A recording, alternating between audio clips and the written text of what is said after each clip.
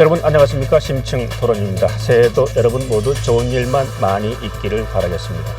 토론 진행하면서 매번 느끼는 것입니다만 올해에는 발전적인 얘기, 도민들에게 희망을 주는 얘기 많이 할 수 있으면 좋겠다 하는 생각입니다. 올해 첫 주제는 도민들은 지금 전북에 사는데 만족을 하고 있는 것인지, 도지사나 교육감, 국회의원들에 대해서는 잘하고 있다고 평가를 하는 것인지, 이런 문제를 자세히 알아보는 것입니다. 총선이 얼마 남지 않은 시점에서 도민들의 마음을 세밀하게 알아보는 것은 큰 의미가 있다는 생각입니다. 여러분도 참여할 수가 있습니다. 전화와 문자 등으로 의견을 주시면 감사하겠습니다. 그럼 VCR을 보고 토론 시작하겠습니다. 2020년 새해 첫 해가 산등성이 넘어 모습을 드러냅니다. 가족끼리, 친구끼리 새해 첫 일출을 사진에 담고 희망의 함성을 질러봅니다.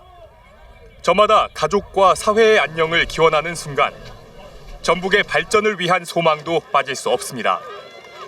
KBS 전주방송총국이 2020년 새해를 맞아 도민 3,000명을 대상으로 전북에서의 생활 만족도를 물어봤습니다.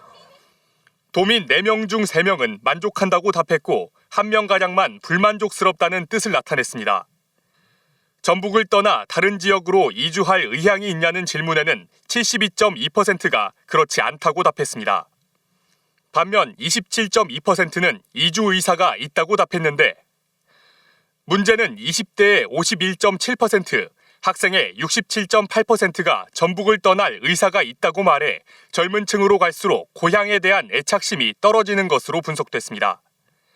이유로는 일자리가 없고 사업하기가 힘들어서가 절반 가까운 43.8%, 여가나 문화 환경이 부족해서가 17%를 차지했습니다. 고학력자가 그렇고 직장인이 그렇고 학생이 그렇고, 그래서 그런 점들을 보면 뭐 꼭 직접적으로 이유를 확인하지 않는다 손 치더라도 아까 일자리, 사업 환경, 이것과 연관해서 해석해 볼 수 있겠죠. 이번 여론조사는 KBS 전주방송총국이 한국리서치에 의뢰해 전북 지역 만 19살 이상 성인 남녀 3,000명을 대상으로 지난달 20일부터 23일까지 나흘 동안 전화 면접 조사 방식으로 실시했습니다. 표본 오차는 95% 신뢰 수준에 플러스 마이너스 1.8%포인트, 응답률은 15%입니다. 먼저 오늘 나오신 패널 여러분들 소개해드리겠습니다. 이경재 전북일보 개건 논설위원이십니다. 네, 안녕하십니까. 그 옆에는 김춘석 한국리서치 총괄본부장이십니다. 예, 안녕하세요. 한국리서치 김춘석입니다. 박태식 전북대 경제학과 교수도 나오셨습니다. 안녕하세요. 전북대학교 박태식 교수입니다. 이경한 참여자치 전북시민연대 대표도 토론에 참여하셨습니다. 네, 이경환입니다. 오늘 토론은 좀 전에 VCR에서 얘기를 한 대로 여론조사 결과를 중심으로 해서 토론을 시작해 보겠습니다. 전반적으로 많은 질문들을 했는데요. 전라북도에서의 생활에 대해서 만족을 하는지, 또 종합경기장을 비롯해서 도시개발에 대한 의견은 또 어떤 것인지, 총선에서 투표는 어느 정당이 할 것인지, 도지사 교육감에 대해서는 어떤 평가를 하고 있는지, 이런 것들을 종합적으로 질문을 했습니다. 그런 내용들을 중심으로 토론을 진행해 보도록 하겠습니다. 먼저 이번 조사를 실시한 한국리서치의 총괄본부장이시죠, 김춘석 본부장께서 이번 여론조사에 담긴 의미 간단히 설명을 좀 해주시죠. 예, 이번에 지금 조사 대상이 3,000명이에요. 그래서 상당히 이제 많습니다. 그리고 또 조사 방법으로 휴대전화를 80% 이상 활용을 했습니다. 그래서 네. 조사 결과에 대한 신뢰가 상당히 높다, 이렇게 이제 말씀을 드릴 수 있겠고요. 네. 조사 내용도 말씀하신 대로 정치에 대한 인식, 삶의 만족도, 또 지역 현안 아주 포괄적으로 했었죠. 여기서 이제 가장 먼저 좀 주목되는 것이 삶의 만족도. 전라북도에 살고 있으면서 얼마나 만족하냐. 75.4%가 만족하다고 했습니다. 매우 만족이 14%, 대체로 만족한다 61.4% 그렇습니다. 30대가 66.3%로 가장 낮고요. 60세 이상이 80%가 만족한다. 이렇게 결과가 나왔습니다. 예. 우선 전반적인 평가라고 할 수 있는 생활에 대한 만족도, 이 부분에 대한 얘기를 먼저 해야 될 것 같습니다. 이경재 위원님. 네. 조사 결과 금방 본부장께서 설명을 하신 대로 75% 이상, 4명 중에 3명은 전라북도에 대해서 만족을 한다, 이런 얘기인데, 이경재 의원님 생각하고 비슷하십니까? 어떻습니까? 글쎄요, 그 결과가 이렇게 좋게 나와서 다행스럽긴 한데, 이제 어차피 주관적인 평가가 있을 수밖에 네. 없지 않습니까? 네. 제가 느끼는 거는 의외의 결과가 아닌가. 도민들이 의외라고 생각하십니까? 네, 예. 정서는 상당히 전라북도라고 하는 지역이 인구는 떠나고 소득은 낮고 네. 그래서 상당히 좀 불만이 많고 불만스러운 대목들이 많지 않을까 생각을 했는데 75%가 지금 만족한다고 나왔단 말이죠. 예. 또 이제 샘플 크기가 3,000명이면 상당히 그 정확도랄지 신뢰성이 높은 그 샘플인데 네. 그리고 의외의 결과인데 역시 뭐 도민들이 느끼는 아마 이유가 있을 거예요. 그 네. 나름대로 보면은 왜냐면은 소득은 낮고 인구는 빠져나가지만 네. 또 다른 좋은 그 환경이 있단 말이죠. 자연 환경이랄지 네. 문화예술에 대한 복지 혜택들 또는 접근성이 좀 뛰어난 어떤 측면들 네. 이런 측면들은 다른 지역에 상당히 우수한 뛰어난 어떤 그런 환경을 갖고 있고 특히 전라북도 같은 경우는 공무원이랄지 또 샐러리맨들이 보기에는 뭐 거의 천국일 정도로 낮거든요. 생활비가 좀 저렴하고 네. 접근성 뛰어나죠. 또 문화 향수 기회도 많죠. 그래서 이런 측면에서 상당히 높게 나온 어떤 견인하는 그런 주된 층이 아닌가 싶기도 하고 이제 다만 이제 문제는 소득이랄지 일자리 부분 또 이런 인구 빠져나가는 이런 부분은 여러 어차피 이제 정책 과제일 수밖에 없는 거고 네. 특히 이제 상대적으로 또 하나는 전국 대비 전라북도 어떤 수준 수위가 좀 더 낮은 거 근데 끌어올렸던 것이 또 하나 정책 과제인 것 같고 또 하나 더 첨가를 한다면은 전체적으로 전라북도의 어떤 정서가 좀 퇴행적이고 진취적인 기상이 좀 떨어진단 말이죠. 이런 것도 앞으로 해결해 나가야 할 과제인데 일단 뭐 4명 중에 3명이 만족한다는 결과는 다행스럽기도 하고 또 한편으로는 그게 만족해서는 안 되고 아까 말씀드린 것처럼 서너 가지 과제를 던져준 그런 계기가 아닌가 이렇게 싶어요. 네. 박대식 교수님은 어떻게 생각하세요? 4명 중에 3명은 만족한다. 이런 결과에 대해서 어떻게 생각하세요? 저 이경재 의원님하고 생각이 비슷한 점이 많은데 일단 그 경제적 지표나 문화적 지표하고 실제 여론조사 결과와는 상당히 다른 결과를 나타내는 것에 좀 의아했습니다. 네. 그런데 제가 갖고 있는 그 나름대로 이제 의문과 해석은 이런 점이 있습니다. 아까 말씀하신 샘플 사이즈가 3,000이기 때문에 굉장히 일반적으로 볼 때는 정확도가 높아야 되는데 아마 일반적인 인식이 좀 그러지 못한 점들은 아마 어떤 문제가 있지 않나 이런 의심도 좀 해볼 수 있는 게 이 휴대전화 그 방식은 그 아무리 설계를 잘해도 만약 조사자들이 반응을 제대로 해주지 않으면 각종 편의 현상이 스큐니스라고 하죠. 편의 현상이 발생할 가능성이 높습니다. 이제 그런 대표적인 결과가 지난번에 했었던 클린턴 대통령과 트럼프 대통령 후보자 간에 클린턴이 우세하다는 여론조사가 계속 있었음에도 불구하고 결과적으로 트럼프가 이긴 것도 하나 그런 현상이라고 해석을 하고 있는데 저는 이런 의문을 갖고 있습니다. 지금 각 지역별로 전라북도에 뭐 10여 개 군의 지역적으로 고르게 인구 비례로 제대로 조사가 돼 있는지.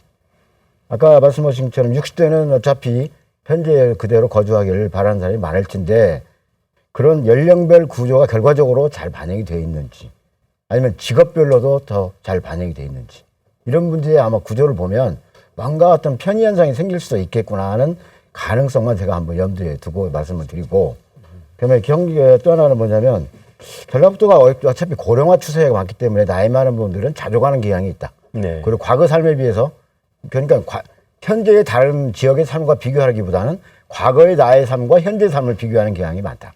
그럼 분명히 그건 나아진 거다. 그렇기 때문에 자족할 수도 있겠구나. 그다음에 전라북도는 어차피 뭐 제조업이 취업 기회가 거의 없기 때문에 전라북도에 있는 젊은이들은 거의 3포세대가 많습니다. 3포세대 많으니까 나가면 위험하니 부모 밑에서 사는 게 낫겠다. 이렇게 판단할 수도 있겠구나. 또 하나는 아까 이경재 의원 말씀하신 것처럼 저도 급여 생활자지만 급여 생활자는 전라북도 살기 참 좋습니다. 일단 부동산에 대한 걱정이 적고 교통의 문제에 대한 문제도 적습니다. 그다음에 전라북도가 또 하나 장점을 갖고 있는 게 특히 전주 지역은 문화적으로 전국에서 지방 중에서 유일하게 전국 평균의 지표를 갖고 있습니다. 예. 예, 그리고 외부에 아주 다른 산, 강 접근하기 아주 용이한 지역입니다. 레저하기 좋은 지역이죠. 예. 여러 가지 면에서 급여 생활자의 천국이라고 말씀하신 것이 상당히 저도 동의합니다. 그러다 보니까 전라북도는 제조업 종사자는 적고 급여 생활자가 엄청 많습니다. 예를 들어서 저희 같은 공무원, 교원, 그다음에 각종 뭐 은행, 금융회사 네. 이런 사람들이 많기 때문에 나름대로 그 생활을 만족하는 것이 아니겠는가 이런 측면으로 좀 해석을 해봤습니다. 예. 4명 중에 3명은 만족한다. 뒤집어 보면 뭐 4명 중에 1명은 불만족스럽다 하는 얘기가 되는 건데 이완 대표님은 어떻게 생각하십니까? 4명 중에 1명은 불만인데 이 불만의 요소는 또 뭐라고 생각하십니까? 저도 뭐 생각보다 높은 만족도가 나와서 놀랬긴 했습니다만 죄송합니다. 우리 지역에 이제 낮은 문제가 낮은 거, 만족도 낮은 이유 중에 저는 이제 가장 큰 문제는 젊은 세대가 만족도가 상대적으로 낮다라는 점, 이 점에 문제점을 제기하고 싶고요. 그럼 젊은 층들이 만족도 낮다는 얘기는 결국 미래의 불확실성이 우리 지역에 크다라고 볼 수밖에 없잖아요. 그럼 젊은 세대들이 할 수 있는 일들, 이런 일들이 상대적으로 부족하고 가능성이 낮았기 때문에 결국 만족도를 떨어뜨리지 않았느냐. 이 얘기는 결국 젊은 층의 삶의 질은 우리가 담보할 수 없다라는 점에서 전북이 갖고 있는 큰 불만족 요소가 될 거고요. 이런 점들은 이제 우리의 이제 군산이 대표적입니다만 산업 생태계가 굉장히 어렵고 그리고 이 산업 생태계가 앞으로도 바뀔 수 있는 가능성이 높지 않은 이런 상황 속에서 상당 부분 만족을 하지 못하는 25% 이상의 사람들이 갖고 있는 생각 아닌가 싶습니다. 다른 지역으로 이주할 생각이 있느냐 이런 질문도 했는데 대체적으로 이주할 의향이 없다 이런 의견이 많이 나왔죠.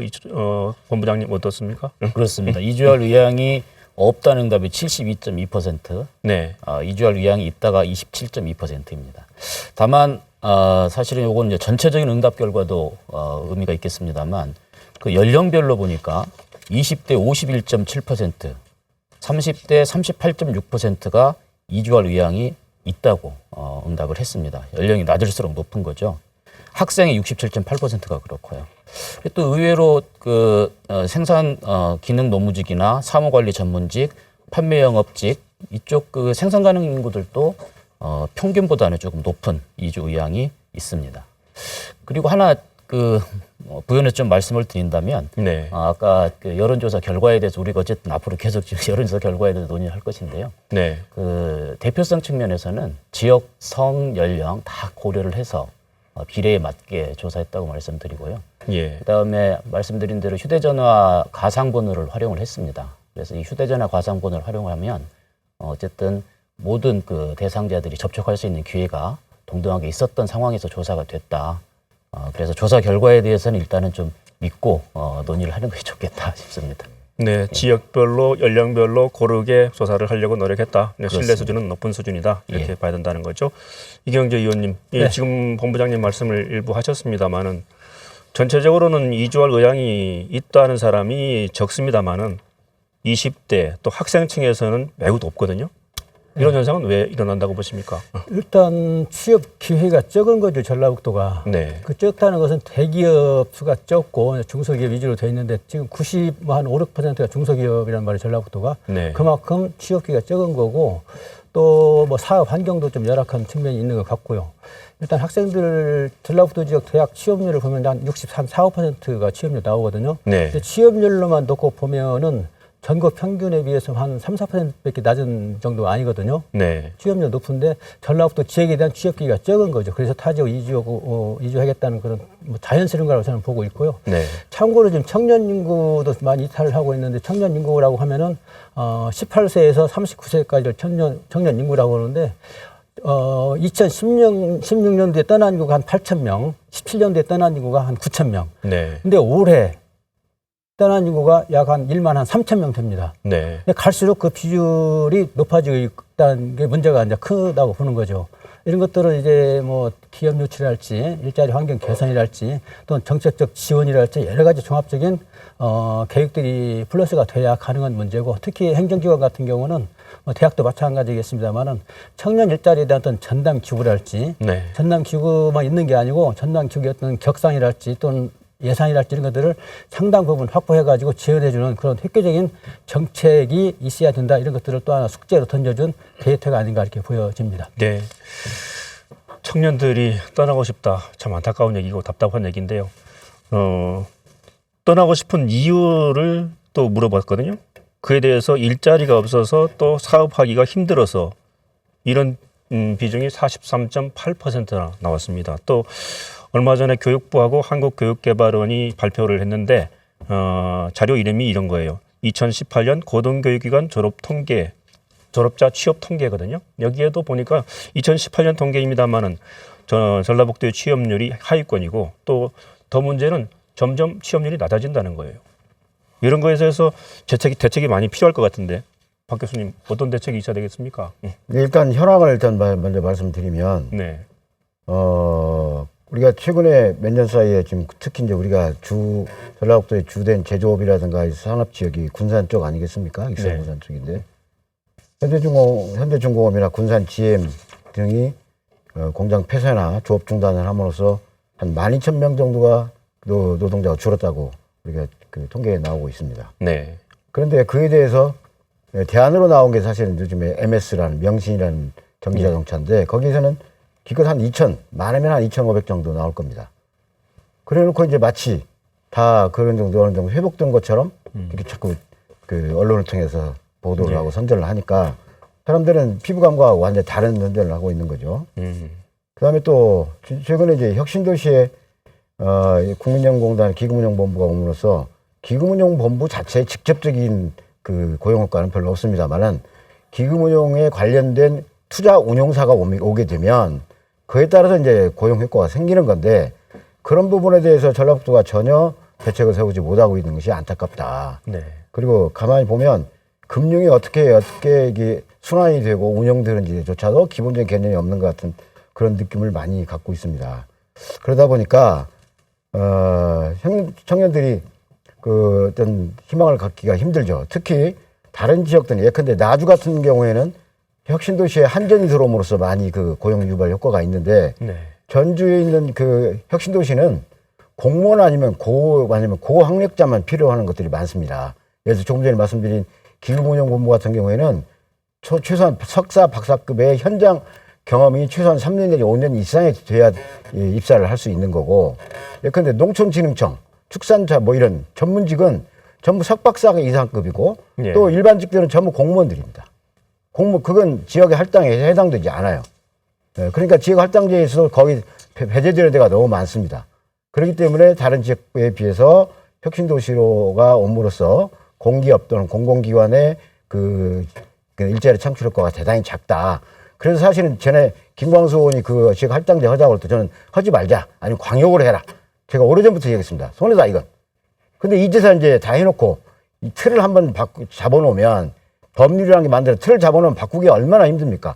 서로 이해관계가 달라지는데. 예? 그래서 앞으로도 전라북도도 좀 예지력을 갖고 좀 예리한 분석을 통해서 좀 합리적인 어떤 대책이 앞으로도 수립이 필요하다.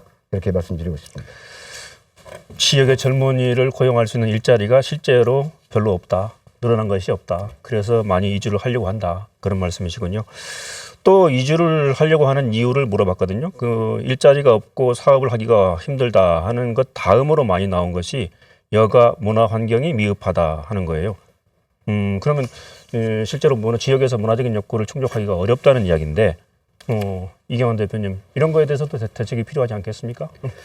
네, 아무래도 이제 우리 지역에 이제 여가 생활과 문화 환경이 부족하다.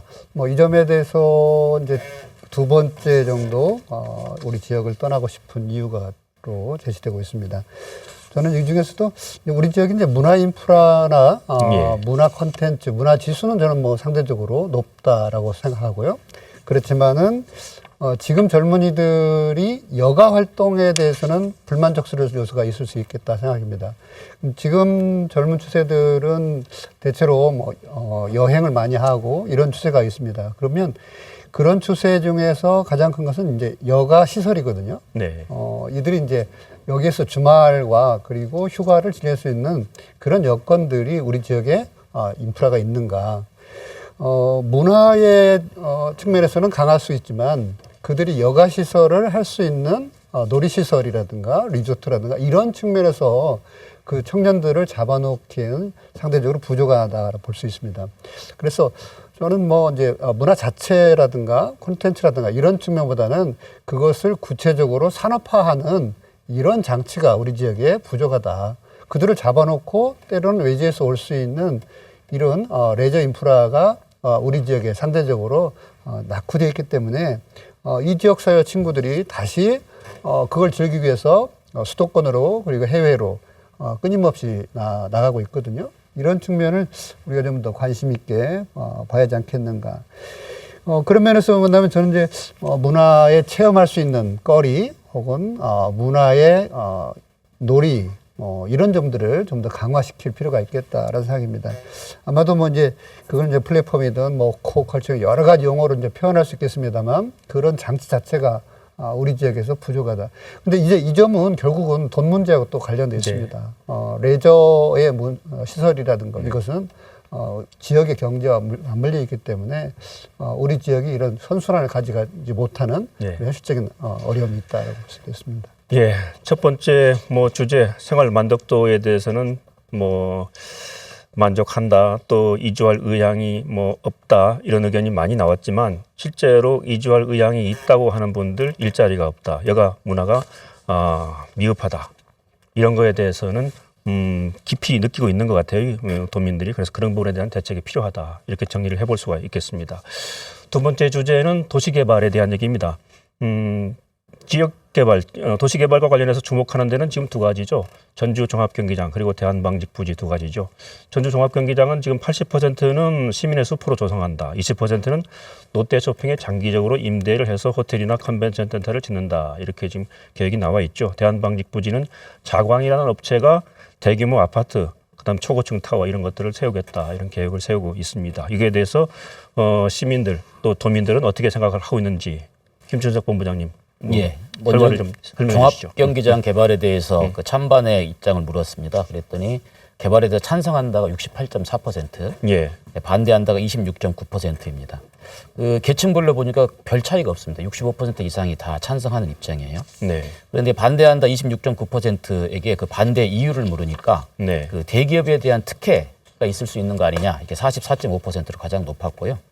그리고 지역 상권을 좀 보호를 할 필요가 있지 않냐, 뭐 29.8%. 그리고 또 공론화가 좀 부족하다, 22.5% 그렇습니다. 예. 이경환 대표님 어떻게 생각하세요? 전주 종합경기장 개발 대표님한테 물어보면 뭐라고 대답하실 거예요?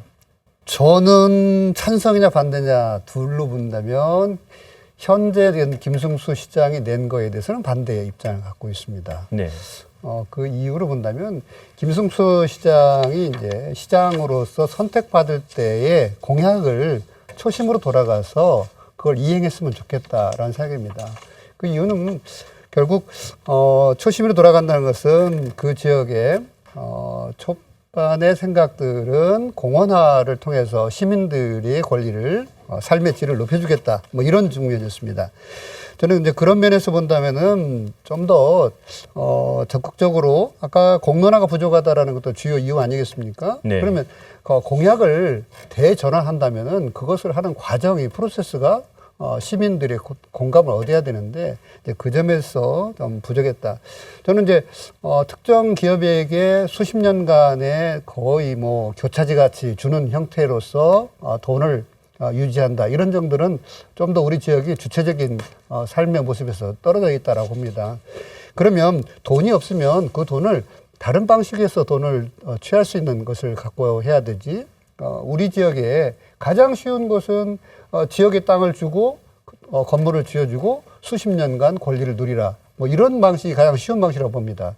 이제 그런 방식에 좀 떠나서 정말 우리 지역에서 시민들의 의견을 좀 받아서 그 시민의 의견이 구체적으로 물론 찬성의 의견이 많긴 하지만 이 찬성의 의견이 어떤 모습으로 우리 지역에 갈 것인가라는 물음은 또 다른 겁니다. 종합경기장 건립이라든가 야구장 건립은 다른 재원으로 좀 한다면 결국 이 그 전주 종합경기장 문제를 그대로 놓을 수는 없고 이 문제를 조정은 해야 된다고 저는 뭐 동의합니다. 그렇지만 그 조정의 방식에 대해서는 좀 더 시민들의 여론을 더 수렴할 필요도 있고 그리고 특정 기업에다가 몰아주는 방식으로서는 향후에 우리 지역의 뭐 저는 뭐 그렇게 표현합니다. 지역의 식민지화를 더 가속화시킬 것이다. 뭐 이런 표현으로 생각하고 있습니다. 그런 면에서는 저는 반대 입장을 좀 취하고 싶습니다. 개발하는 것에 대해서는 동의하시고요. 근데 개발의 방식에 대해서는 저는 이제 더 수렴할 필요가 있겠답니다. 네. 개발에 대해서는 뭐 저도 예. 찬성을 합니다. 박 교수님 어떠세요?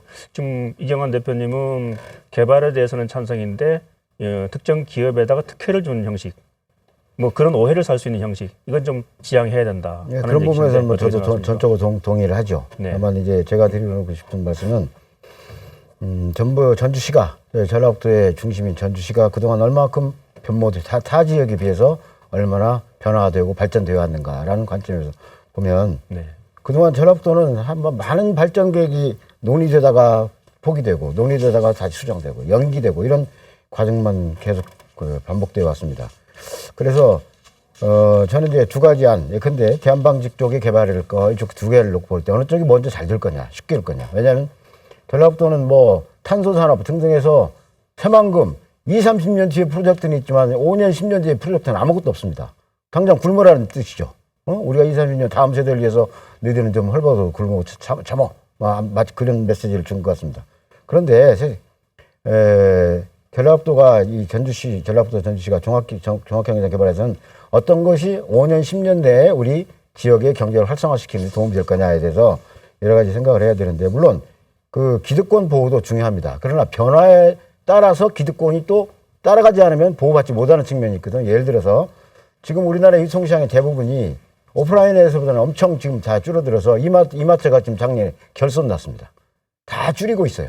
예. 오프라인은 점차 줄이고 있고 대부분 온라인 또 해외 직구 이 부분이 굉장히 급속하게 증가하고 있습니다. 예. 그런 부분에서 우리 전라북도에 있는 전주에 있는 상권도 대비를 해야 된다. 그런다면 예를 들어서 종합경기장이 68% 이상이 찬성을 하셨으니까 종합경기장을 적정하게 아까 우리 이경환 교수 말씀처럼 공약에 맞게 좀 공원 부지를 좀 확장하고 일부만 개발해서 거기에 쇼핑몰을 만든다. 쇼핑몰하고 뭐 마이스 산업을 유치하겠다는 거 아니겠습니까? 그러면 기존의 도심에 있는 그 가게들도 부분적으로는 그쪽에 입점을 해서 거의 준 온라인화 시켜야 된다. 예. 예, 그래서 기득권도 보호하고 세상의 변화에 대해서 적절하게 적응하는 게 좋지 않겠는가 이렇게 생각을 합니다. 예. 예, 그래서 이제 그러다 보면 쇼핑몰의 규모에 따라서 지역 상권에 얼마큼 침해를 받을 수 있는지, 그럼 얼마큼 보전을 할 수 있는지 결정이 되겠죠. 근데 또 하나 우리가 중요한 것 중에 하나는 롯데그룹이 갖고 있는 한국의 유통산업 지배 전략입니다. 전 지역에 롯데가 크건 작건 유통산업에 엄청나게 진출을 해가지고 지금 독과점에 위배되는 지역도 꽤 많이 나오고 있습니다. 예.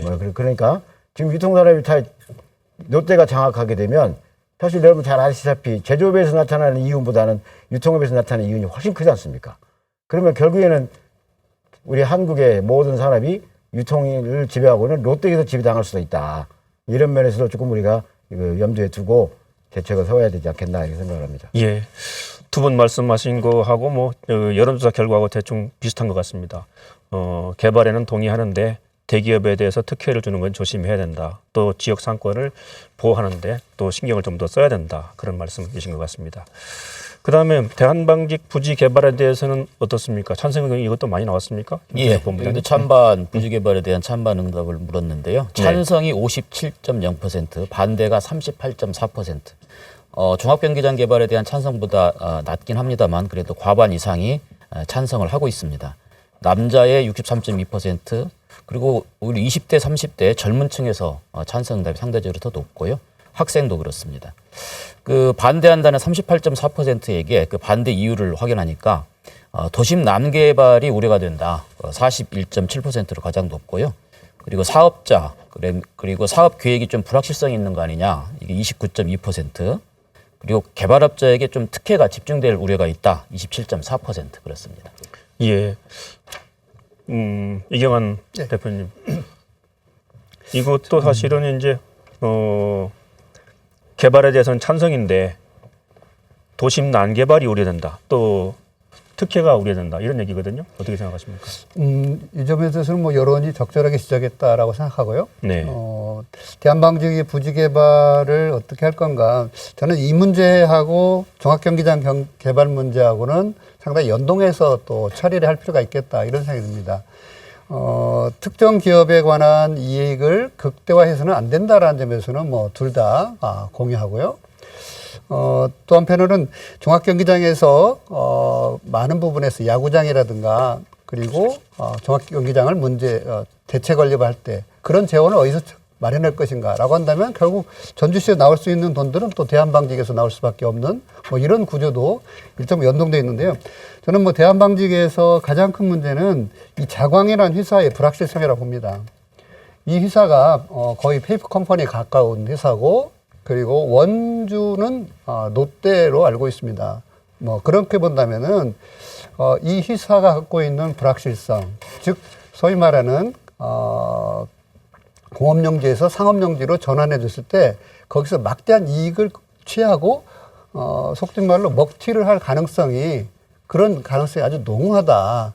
이 점을 얼마큼 잡아주냐에 따라서 결국은 이 대한방직의 개발 문제에 성공 여부가 결판 날 거다라는 생각입니다.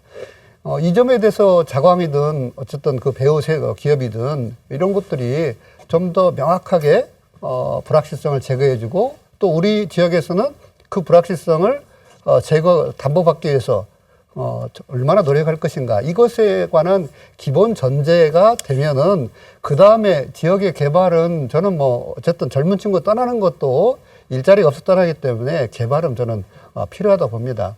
그렇지만 이 개발 이익이 우리 지역에 남아야 되지 이 개발 이익이 특정 회사에 먹튀로 끝나서는 안 되겠다. 이 점을 얼마만큼 잡아줄 수 있는가라는 점들이 이 자광 개발에 대한방직 개발에 큰 출발점이자 정말 난제일 것이다 이런 생각이 합니다. 예. 그와 말씀하시죠. 말씀 드리겠습니다. 대한방직 부지는 이미 정책 제안서를 통해서 전주시에 전달이 됐고 올해 또 초에 수정 제안서가 들어가 있습니다. 예. 그 부지는 한 7만 평, 사업비는 2조 5천억 정도 들어가 있는데 아까 지적하신 것처럼 딱 세 가지 요약을 할 수가 있어요. 도시 난개발 문제. 네. 난개발 문제는 3,000세대 아파트가 들어설 경우에 어떻게 될 거냐. 신시가지 지역이 상하수도랄지 교통이랄지 뭐 녹지 환경이랄지 뭐 주차 시설이랄지 여러 가지 문제가 생기는데 이거는 행정기관이 밀당을 통해서 조정을 하면 되는 거예요. 예. 그렇다고 해서 난개발을 해서 팽개치면 안 된다는 얘기를 저는 하고 싶고요. 예. 또 하나는 사업계획에 대한 불확실성 이 문제 역시 인허가권을 갖고 있고 용도지역 변경 권한을 갖고 있는 전주시가 천착을 해서 고민을 하고 들여다보면 되는 거예요. 네. 그런 일부의 의혹이 있으니까 안 된다. 이것은 행정기관으로서 자세가 아니라고 보고요.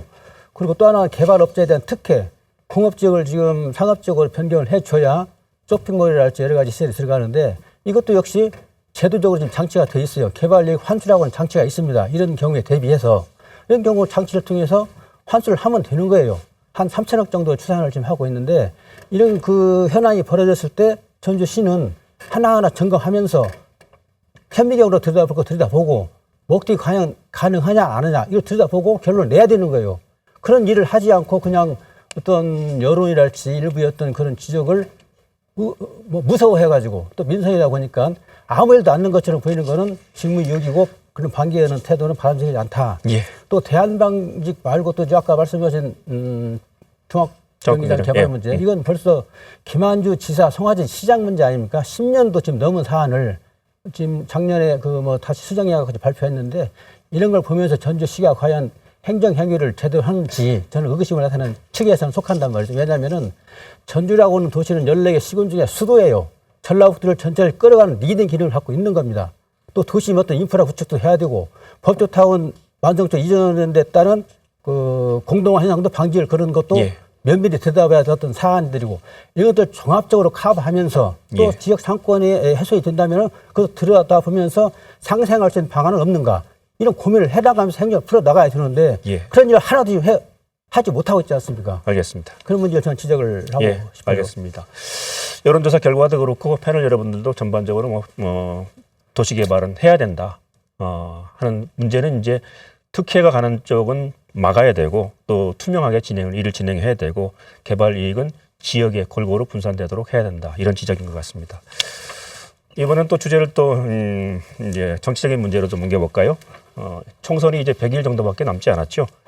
정당에 대한 지지율 또 지역의 현역 의원들에 대한 지지 이런 것들이 관심이 갈 수밖에 없죠. 또 준연동형 비례대표제가 도입됐지 않습니까? 그래서 정당에 대한 지지율 이건 또 특히 관심이 많죠. 그래서 여론조사 결과에 또 사람들이 또 관심을 가질 수밖에 없는 것 같습니다. 김춘석 본부장님 어떻습니까? 지역구 비례대표 투표에서 민주당을 지지하겠다는 쪽이 아직은 많이 나오고 있는 것 같죠? 예, 그렇습니다. 기본적으로 전라북도는 더불어민주당 지지세가 전국보다 한 20% 이상, 25% 이상 높습니다. 대개 지금 전국 차원에서는 더불어민주당 지지도가 한 40% 내외 되는데요. 네. 보니까 전라북도가 지금 66% 더불어민주당 지지가 그렇습니다. 정의당이 9.4%, 자유한국당 4.4%, 무응답이 이제 12.4%입니다. 이건 어느 정당을 지지하느냐 이런 질문이죠. 그렇습니다. 이게. 정당 지지도가 그런데요. 네. 그런데 이제 총선을 대비해서 지역구 후보를 어느 당 후보에게 찍을 것이냐 했더니 민주당이 45.9%, 정의당이 4.1%, 자유한국당이 3.0%, 미결정 39.8%. 아직 후보가 결정되지 않았기 때문에 결정하지 않았다 응답이 거의 40% 가까이 되고 있죠. 그리고 그 비례대표에는 어느 당을 찍을 것이냐 했더니 오히려 지역구 후보보다 더민주는 좀 더 빠집니다. 네. 39.0%. 그러면서 정의당이 17.8% 높아졌어요. 자세히 봤더니 더불어민주당을 찍겠다는 사람들의 16.2%도 정의당을 찍겠다, 비례대표는. 이렇게 네. 응답이 나왔습니다. 네. 그래서 이런 특징들이 있다고 보겠습니다. 예. 이경재 의원님, 지난 20대 총선에서는 지역에서 국민의당 바람이 불었지 않습니까? 그렇습니다. 지금은 이제 민주당 쪽으로 지지가 간 것 같은데 어떻게 이렇게 변화가 일어났다고 보십니까? 네, 정치 환경의 변화가 큰 요인이라고 보고요. 네. 4년 전을 돌이켜 보면은 국민의당이 전국적으로 38석을 얻었습니다. 예. 그리고 정당 득표율에서도 2위를 했거든요. 네. 그리고 전라북도에서는 물론 정당 득표율이 1위였고 10석 중에서 7석을 차지를 해서 그야말로 대박을 때린 정당이 국민의당인데 정치적인 어떤 변화가 있으면서 분화가 되고 분당이 되면서 지금은 뭐 질이 멸렬하고 아까 말씀드린 것처럼 지지율이 상당히 이제 낮게 나와 있는데 저는 이런 원인이 어떤 기득권 양당 체제에 대한 어떤 저항이랄지 또는 제3지대에 대한 어떤 슬로건들이 좀 먹혀 들어간 걸로 이제 보고 있고요. 네. 근데 지금도 제3지대를 슬로건화하면서 내세우고 있는데 과연 전라북도 정서에 먹힐지 한번 또 실험을 한 결과 실패로 지금 끝난 거고 네. 민주당의 어떤 약진은 뭐 당연한 걸로 보고 있고요.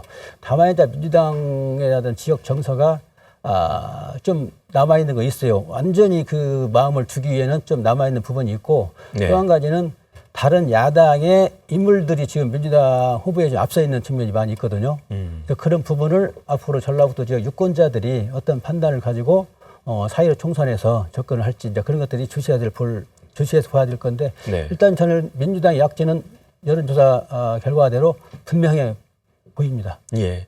우리 지역의 특징 중에 하나가 또 정의당의 지지율이 높다는 거예요. 좀 정당 지지율 보면 민주당이 66%인데 정의당이 2위이고 9.4%고요. 또 비례대표 투표에서는 17.8%가 정의당을 찍겠다고 했어요. 이건 어떻게 봐야 됩니까? 새로운 것을 기대한다 이렇게 봐야 됩니까? 어떻게 봐야 됩니까? 아무래도 우리 지역에 갖고 있는 정치 지형에서 나타나는 결과가 아닌가 싶습니다. 이제 어느 정당이든지 제1당을 지난 총선에서는 이제 소위 말하는 이제 국민의당에다가 주고 나서 정의당. 이번 같은 경우는 모르겠습니다. 이제 민주당에 주고 제2의 선택은 뭐 정의당 뭐 이런 구조였을 때 우리 지역의 정치 지형은 제2정당에 관한 경쟁자가 부재하다 이렇게 저는 보고 싶습니다. 그래서 비례대표는 상대적으로 지역 투표 후보에게 주지만 하나는 다른 곳에다 주고 싶다라고 했을 때 제2정당의 위치를 정의당이 굳건하게 쥐고 있다 이렇게 생각합니다. 그렇다면 정의당하고 견줄 만한 거 대한신당이든 아니면 지금 민평당이든 이런 정당 등들이 전혀 대항마로서 역할을 못하기 때문에 정의대학에 대한 쏠림 현상은 더욱더 크지 않겠나. 또 한편으로는 이제 민주당에 대한 애증 관계도 이런 요소가 강화되는 측면이 아닌가 싶습니다. 민주당에 대한 강한 애정을 갖고 있지만 그렇지만 비례에 대해서는 정의당의 모습에 좀 더 관심을 갖고 뭐 진보당에 대해서 관심을 가짐으로써 민주당에 대한 때로는 뭐 견제 심리도 일정 부분 반영한 결과가 아닌가라는 생각이 듭니다. 그래서 전체적으로 뭐 우리 지역에서 또 하나는 이제 자유한국당에 대한 거부감, 존재감이 없는 이런 측면이 결국 정의당에게 많은 제2정당으로서의 지지율이 높지 않나 싶습니다. 예. 또 하나 특이한 점이 사실은 이게 지역구의 이제 현역 의원들이 있지 않습니까? 이번 선거에서 현역 의원들을 다시 뽑겠느냐 이런 질문을 했는데 52.21%가 다시 투표 안 한다. 다른 사람을 뽑겠다. 이렇게 답을 했어요. 박 교수님 이런 것은 어떻게 보십니까? 전라북도의 그 당별로 지지도를 보면 사실 과거에 4년 전에 있었던 총선 대선 때 지지율보다 상당히 많은 편차를 보이고 있는 게 사실입니다. 그 이유가 뭘까 생각해 보면 물론 전국적인 이 양당 체제에 대한 회의적인 또 염증을 많이 느끼고 있죠. 최근에 뭐 국회 같은 거 보면 과연 이게 국회의원인지 정치하는 사람인지 무슨 뭐 어떤 사람인지 참 정체를 알 수 없는 그런 어려움을 갖고 있죠. 그런데 그러다 보니까 여러 가지 집권 여당에 대한 여러 가지 회의적인 것도 기대에 실망하는 그런 회의적인 것도 많이 있고 특히 전라북도는 그 민주당 및 좀 이렇게 말하면 다른 쪽에 어떻게 생각할지 모르지만 아까 우리 경제위원 나중에 뭐 이합집산이 이루어질 가능성도 있다고 말씀하셨기 때문에 일반적인 정서에 기초해서 말씀드리면 거의 범민주당, 민주당에서 갈려 나온 사람들 이런 분들까지 생각해 보면 그분들의 그 정치적 활동이 이 지역의 기대에 전혀 미치지 못하고 있음을 알 수 있습니다. 예. 일단 민주당에서 나온 파벌이 다섯 개 나뉩니다. 민주평화당, 더불어민주당이 2, 민주평화당이 3, 바른미래당 2, 무소속 2, 대한신당 2, 또 대한신당 아닌 무소속이 2, 5개로 나눠 있어요. 그러면 이분들이 사실은 원래 뿌리는 같다고 해도 사실 정치적인 어떤 그 이전 투구 때문에 사실 적이 되는데 뭐가 협조가 되겠습니까? 우리가 뭐 대정부 무슨 뭐 경제 활동에 예산 국회에서도 잘 되지 않고 여러 가지 되지 않아요. 작년 같은 그 예산 때도 제가 알기에는 어느 한 분 외에는 거의 예산 국회에 적극적으로 하지 않았다는 것이 거의 정설입니다, 사실은. 그만큼 여러 가지 이합집산이 많이 이루어지고 분열이 많이 이루어지다 보니까 전라북도 국회의원, 즉 민주당 국회의원에 대한 실망이 굉장히 큽니다. 그리고 사실 해보면 국회의원들이 어찌 보면 정말 무사한 일하고 무능해 보여요. 한 일이 없어요. 맨날 그 뭐 행정부에서 한 일 자기 공처럼 막 플래카드나 내붙이는 일이나 하고 있고 또 어떤 분은 또 뭐 여자 문제로 시끄럽기도 하고 또 어떤 분은 이 자기 자리 지키느라고 맨날 이 전라북도 도정에는 관심 없고 자기 지역구 관리나 하는데 사실 뭐 자기 공도 아닌 것 같다 남 공 빌려다 쓰는 경우도 있고 또 어떤 분은 여기 지역구는 아닙니다만 몸은 저쪽 다른 당에 있는데 행동은 다른 당에 와서 이건 좀 기형적인 정치 행태도 많이 보이고 그래서 아마도 우리 지역 주민들이 이 일반 민주당이나 또 그 범 세력에 대해서 상당히 실망이 많이 크지 않나. 그러다 보니까 정의당의 주장은 나름대로 신선하고 정의롭고 순수한 면이 있어 보이니 특히 이제 그 젊은 층들 같은 경우에는 일자리도 없고 사회 변화가는 것도 좀 자기들이 이렇게 어떤 그 변화의 트렌드 따라가지 못하고 그러니까 이런 실망이 순수한 정의당 쪽으로 많이 또 경도되지 않는가 이런 생각도 좀 해봤습니다. 우리에게 직접적으로 영향을 주는 것은 전북도청의 조정 그리고 또 도교육청의 교육정책 이런 거 아니겠습니까? 그래서 도지사 교육감을 어떻게 평가하는지 이런 것도 관심이 아닐 수가 없습니다. 이 부분에 대해서 좀 알아볼까요? 어떻게 김준석 본부장님 예. 설명을 좀 해주시죠. 성화진 전북도지사의 그 도정평가를 했는데요. 잘했다 58.7%, 못했다 29.4% 그렇습니다. 보니까 남자는 57%, 여자는 60%가 잘했다고 봤고요. 지역적으로 보니까 잘했다는 답이 전주나 완주는 조금 낮아요. 52.6, 51.2. 김제, 무주, 부안 이쪽은 잘했다는 답이 70%가 넘습니다. 연령별로 보니까 20대와 60대 이상이 잘했다는 답이 상대적으로 높고요. 30대, 40대, 50대에서 잘했다는 답이 상대적으로 좀 낮습니다. 예. 이경환 대표님, 예. 잘하고 있다 하는 의견이 58.7% 나왔는데 어떻게 보십니까? 이 대표님하고 생각이 같습니까? 아니면 다릅니까? 여론조사가 저거 잘 안 맞을 때가 많더라고요. 안 맞습니까?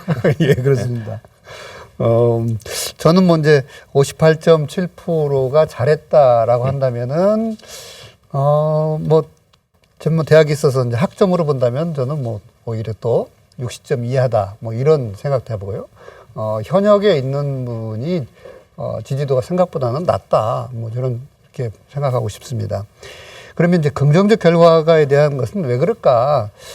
저는 이제 아무 일도 안 하진 않았겠지만 큰 일을 하지 않으면 지지율이 상대적으로 높더라는 겁니다. 그래서 우리 지역의 이제 자치단체장들이 갖고 있는 약점 중에 하나가 뭐랄까요? 도전적인 것이 없지 않습니까? 그럼 도전적이 없다는 것은 현상 유지 중심으로 가는 거예요. 현상 유지는 재선에나 혹은 삼선에 가장 유리한 카드입니다. 실제로 별로 일하지 않은 사람이 요걸 덜 먹기 때문에.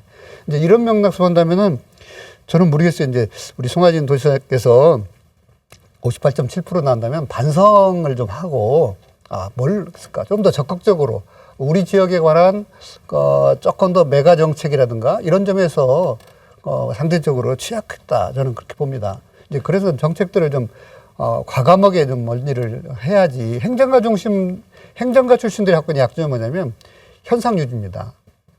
정치가들을 왜 단체장을 선호하는가라고 한다면 도전적인 거거든요. 예. 자꾸 일을 벌리는 거거든요.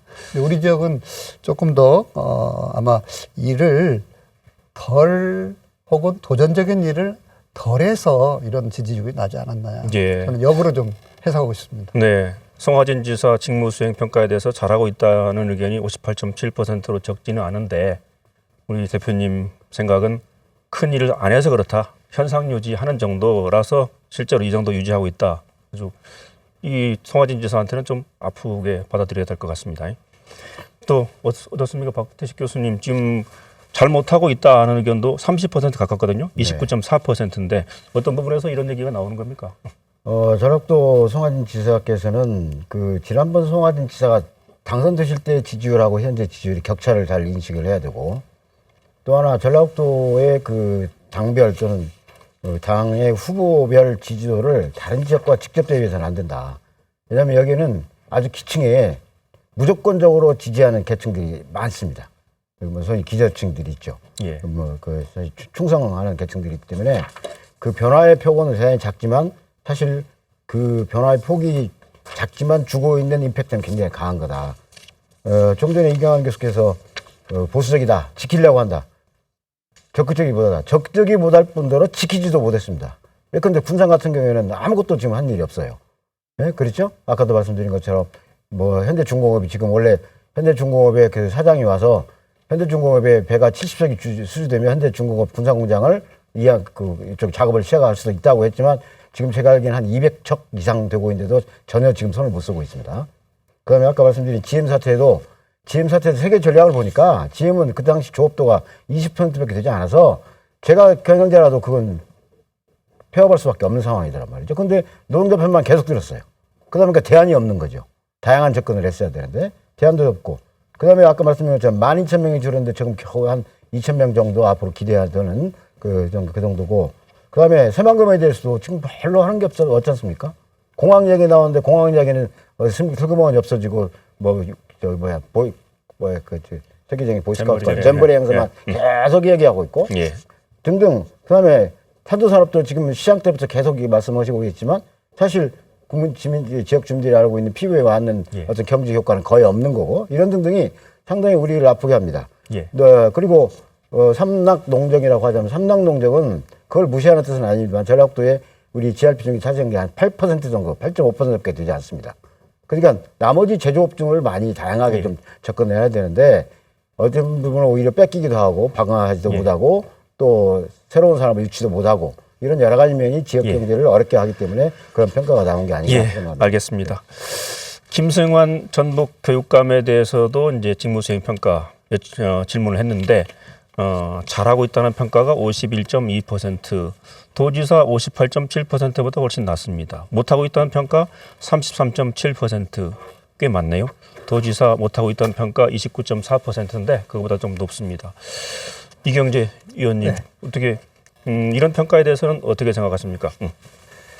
김승현 교육감의 트레이드 마크는 청렴성이죠. 예. 또 이전에 최기호 전 교육감이 워낙 그 어지러진 부분이 또 그런 부분이고 그래서 상당히 뭐 박수를 많이 치면서 이제 보내왔는데 예. 그 뒤에 이제 운영하는 행태는 그 워낙 진보적인 어떤 칼날을 가지고 교육 정책을 하다 보니까 보수 정권 시절에 상당히 대립을 해왔지 않습니까? 그래서 예산이랄지 보조금이랄지 또는 뭐 하고 뭐 성취도 평가랄지 이런 게 상당히 불리를 받은 그런 측면들이 부정적인 요인이 된 것 같고요.